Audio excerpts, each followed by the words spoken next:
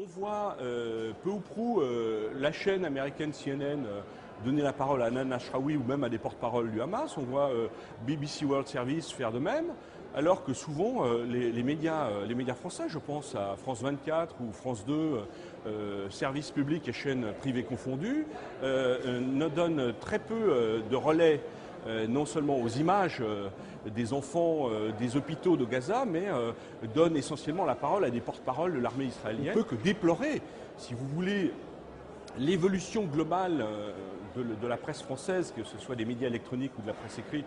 que je dénonce depuis très longtemps comme un phénomène d'orwellisation de cette presse qui devient de plus en plus binaire, donnant essentiellement la parole aux vecteurs d'influence à l'idéologie dominante américano-israélienne et marginalisant de plus en plus, sinon criminalisant de plus en plus, l'expression ou l'expertise qui essaie de restituer ou de rendre compte de la position arabe, sinon de la position palestinienne. Et c'est une évolution, je dirais, grave et beaucoup plus grave en France que dans d'autres pays européens. En Allemagne, la presse écrite est très ouverte et très pluraliste. En Italie ou en Espagne de même, je ne parle pas de la Grande-Bretagne, il y a un phénomène spécifiquement français de culpabilité dans le traitement des événements proches et moyen-orientaux qui fait qu'on lit des choses beaucoup plus en retrait